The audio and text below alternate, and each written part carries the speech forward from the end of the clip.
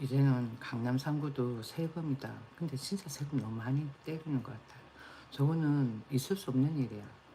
기존에 있는 30년 전에 집을 사가지고 있는 사람들도 있을 거 아니에요. 계속 저기 사시는 분도 있을 거라고.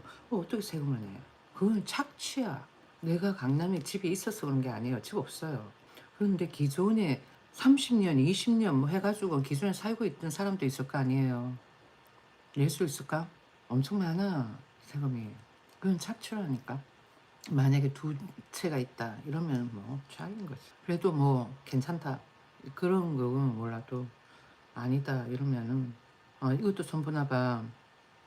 국토부 장관이 12일 라디오 출연해가지고는 초고가 비거주 1주택자의 보유세 개편하고 장기 보유 특별 공제 손질 등 구체적인 세제 강화 구상을 공개했다 그래. 5월 9일 양도세 중과 부과를 앞두고 예상됐던 매물 잠김 현상을 막기 위해 가지고 고가주택 보유자하고 다주택자들의 세 부담을 극대화해 가지고 집을 팔도록 유도하려는 의도로 풀이된다 그래요. 전문가들은 정부가 과세 부담을 높이겠다는 신호를 분명히 하면서 양도세 중과 유예 일몰 이후에도 당분간은 절세 목적의 그 급매물이 시장에 나오며 가격 조정 국면도 이어질 수 있다고 전망했다. 그러면은 지방도 떨어지는 거야. 지방도 떨어진다라는. 부산, 광안리 앞바다, 그 다음에는 또 해운대 앞바다 뭐 그쪽을 쭉 아닐까? 그런데 나는 조금 납득이 안 가는 게 싱가포르 같은 경우에도 있잖아요. 다주택자다 하더라도 3년 이상 보유를 하면은 양도세도 안 낸대. 우리나라만 그래. 어쩌면은 저게 이렇게 싱가포르 같은 경우에는 사실상 집을 팔기가 힘들어요. 작자 나오는 게 뭔가 크게 외부에서 유입되는 인구가 있지 않는다면은 기존에 있는 사람들이 집을 산다라는 거 거의 잘 없다고. 그래가지고 걔들은 그냥 양도세 3년 그렇게 해놓은 거야. 3년 안에 절대로 안 팔리니까. 거의 팔리기가 힘들지. 근데 우리 같은 경우에는 약간 장난질을 해놓으니까. 그래가지고는 저렇게 세금을 많이 때리는 것 같아요. 근데 그렇게 장난질을 누가 하게끔 이야기를 했을까? 누군지 모르겠지만은 뭐 아무튼 대한민국도 집을 누군가가 사준다? 그거 쉬운 거 아니지. 응. 그러니까 나도 내가 살려고 집을 샀던 거지. 뭐 투자를 하기 위해서 집을 샀던 건 아니니까. 애가 또 있고 하니까 애가 크는데 정착을 해야 되잖아.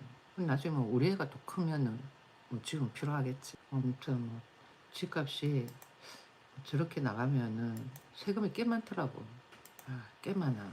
강남에 들어가는 것도 세금 때문에 부담스러워서 못 들어갈 것 같다는 생각이 드는 거야.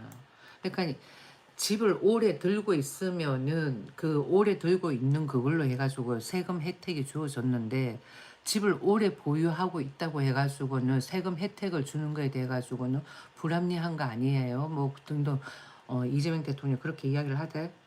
근데 너무 저렇게 사유재산에 대해 가지고는 세금을 너무 많이 때리는 게 난 조금 납득이 안 간다라는 거지. 싱가포르 같은 경우에는 무조건 취득세는 없더라고. 외국인한테만 뭔가 세금이 좀 주어지고 자국민들한테는 아니라는 거지. 근데 우리는 뭔가 뒤바뀐 것 같아. 자국민들한테는 고효를 쥐어짜는 거야. 외국인들한테는 좀 덜한 거. 보니까 우리은행 부동산 리서치 랩장은 최근 매물 증가 속도가 약간 둔화됐다고 하더라도 보유세와 거래세가 강화될 수 있다는 명확한 시그널이기 때문에 절세 목적의 매물이 출회될 여지가 있다고 말해. 하물 랩장은 지난해 1% 정도밖에 집값이 오르지 않은 서울 외곽 지역보다는 강남권과 한강변 등 지난해 특히 가격이 많이 오르고 그리고는 고가 주택이 밀집해 있는 지역에서 가격 조정이 될 것이라고 내다봤다. 여기 보니까 세제 개편이 장기적으로 가격 안정에 기여하기에는 한계가 있다는 관측도 나온다고. 근데 저러면은 부동산에 대해 가지고는 메리트가 없어지잖아요. 누가 세금 내가면서까지 집을 사 가지고 있으려고 그래. 그 많은 돈을 줘 가면서. 그렇지 않아요? 여기 보니까 서진영 강원대 부동산 법무학과 교수 같은 경우에는 세제 개편 뒤에 6개월까지는 가격 조정 흐름이 이어질 것이라면서도 공급 부족하고 건축비 증가와 같은 변수도 있고 그래 가지고는 정책 시행 6개월 뒤엔 사람들이 감각이 묻어지기 때문에 그 뒤엔 가격이 우상향할 것이라고 말했다. 저건 어쩌면 저 사람이 집을 들고 있는 사람이기 때문에 그럴 수도 있는 거고, 또 내가 이야기를 하는 거는 나는 내가 집을 팔았기 때문에 또 달리 또 반대로 이야기할 수 있는 거고 그랬는데, 근데 예전에 우리 집값이 좀 떨어졌었거든요. 제자리로 오더라고. 그런데 그때는 물량이 많았을 때고, 근데 지금 같은 경우에는 물량이 없잖아요. 물량이 없는 거야. 근데 세제가 꽤 높아. 지방의 유지들이 서울에 집을 샀다 그러면 뭐 세금 그거 내겠지. 그러고 나면은 뭐 오를 수도 있겠지만은, 그렇지 않다 이러면은 누구만 죽어난다? 오히려 중서민들만 죽어난다라는 거지. 돈 있는 사람들이야 뭐 세금 내는 거 그거 그러려니 생각을 할 거고, 누구한테만 타격이 돼? 중서민들한테만 타격이 되는 거야 저거는. 말이 15억이고 10억이고 그러지. 대기업 다닌다고 해가지고 10억을 그렇게 쉽게 모을 수 있을 것 같아요? 아니라니까. 또 쭉 보면은 늘어난 세금 부담을 세입자에게 전가하거나 시세 차익으로 메꾸려는 시도가 이루어지면서 오히려 가격이 오를 가능성도 제기됐다 그러는 거야. 그러니까 저런 상황이 왜 일어날 수가 있냐면은 물량이 없으니까. 음. 내가 저번에도 이야기했잖아. 정부가 집값을 어, 안정화되는 것을 원한다 그러면은 물량을 확보를 했을 거라고. 어떤 식으로.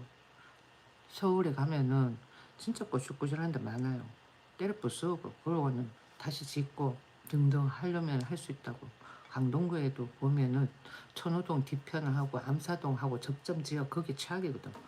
길도 좁고 거기 완전 싹 갈아엎고 정부가 그 돈 지원해주고 그렇게 해가지고 짓겠다 공급하겠다 그렇게 하면 할 수 있는데 안 하잖아. 저기 뭐 암사동 뒤쪽으로도 빈 공터 엄청 많아요. 안 하잖아. 내가 생각했을 때 그냥 세금 거두는 게 목적이다. 내 눈에는 그렇게 보인다. 세금 거두는 게 목적이다. 근데 세금이 진짜 많은 거야. 예전에는 세금이 남아 돌았잖아요. 언제? 문재인 정부 때였나? 애들이 엄청 때려 부은 거야. 그러고 있다가는 집값이 확 내려갔지. 그러고는 세금이 본래 내던 세금대로 내게 되는 상황이 생겼지. 그러니까 우리나라 집값이 이런 식으로 변동이 생기면은 믿음이 안 간다니까. 신뢰가 없다고. 정치인들 하는 게 보면은 참 다 입에서 어떤 말이 나오냐. 삼류 양아치 같다라는 거야. 정치인들이. 부동산도 나는 투자의 수단이 될 수 있다라고 생각을 해요. 그건 핫한 곳에 모든 10명이면 10명, 100명이면 100명, 거기는 좋아. 이렇게 나오는 지역은 핫한 지역인 거지. 근데 그렇지 않은 지역이고 그렇지 않은 아파트인데 올라간다? 그거는 뭐 꾼들이 들어간 거야. 장난친 거지. 그리고 임대 물량이 있다 이러면은 아니라는 거야. 장난친 거지. 서초 끝에 그 어디더라? 밭대기하고 연결돼 있는 데지. 그 임대하고 뭐 아무튼 몰라. 이야기하자면은 한도 끝도 없고 내가 봤던 그런 상황들에 대해 가지고 해놓고서는 뭐 다음 세대한테 넘겨주니 어쩐. 강남의 핫한데 대한민국 국회의원들 다 거기 그 요지에 모여 있다. 내리는 게 좋을까? 안 내려지는 게 좋을까? 안 내려지는 걸 좋아한다라는 거지.